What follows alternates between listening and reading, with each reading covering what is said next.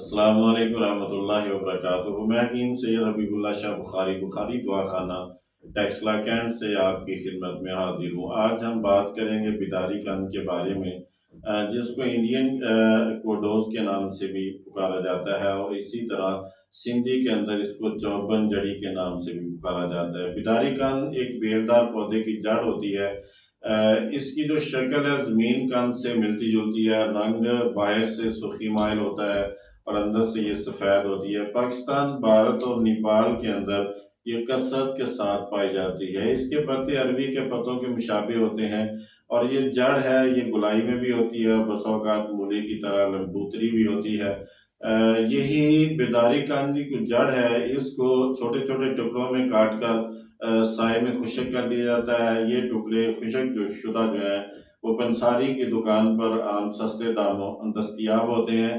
انہی ٹکڑوں کو دوائی کے طور پر استعمال کیا جاتا ہے۔ اگر اس کے مزاج کو دیکھا جائے تو اس کا مزاج دوسرے درجے کے اندر جو ہے وہ خشک ہوتا ہے، اور پہلے درجے میں سرد ہوتا ہے۔ زیادہ تر بطور نان خورش استعمال کی جاتی ہے، لیکن اللہ تعالیٰ نے اس کے اندر بہت زیادہ طبی اور ادویاتی فوائد رکھے ہوئے ہیں۔ یہ انسان کے جسم کے تمام اعضاء کو قوت اور طاقت دیتی ہے، اور اسی طرح یہ مقوی باء بھی ہوتی ہے۔ وہ لوگ جو باء کی کمزوری کا شکار افراد ہیں، ان کے لیے بیداری قند ایک بہترین دعا سمجھی جاتی ہے۔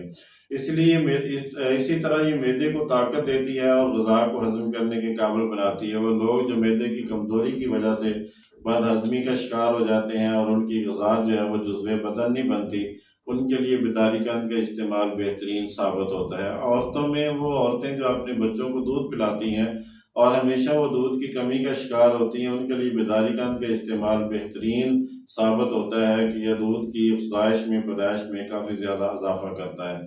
لاغر اور کمزور بچے، ہر والدین کی یہ خواہش ہوتی ہے کہ ان کے بچے طاقتور ہو جائیں، موٹے تازے ہو جائیں، ان کی کمزوری وغیرہ دور ہو جائیں۔ تو بیداری قند کو آپ پاؤڈر کر کے 1 ماشا کی مقدار میں روزانہ جو ہے وہ شہد میں ملا کر بچوں کو چٹا دیں، تو یہ ان کو موٹا تازہ کر دیتی ہے، بچوں کی کمزوری جو ہے وہ دور ہو جاتی ہے۔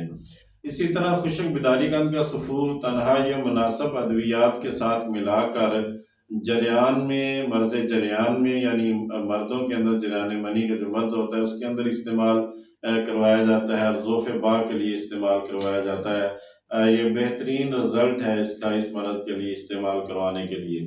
وہ لوگ جو ہمیشہ سر درد کی شکایت کرتے رہتے ہیں، اگر وہ بیداری قند کی اس جڑ کو پانی میں 20 گال اپنی پیشانی پر لیپ کریں تو اس سے سر درد جو ہے وہ دور ہو جاتا ہے۔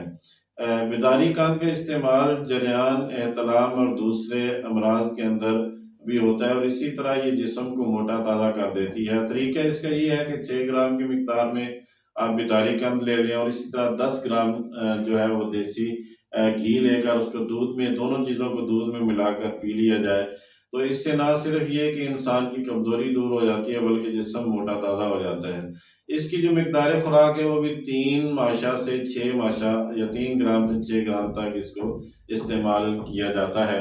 بڑا ہی قیمتی اور سستا پودا ہے، سستی جڑ ہے، جو کہ پنساریوں کی دکان میں عام دستیاب ہوتی ہے۔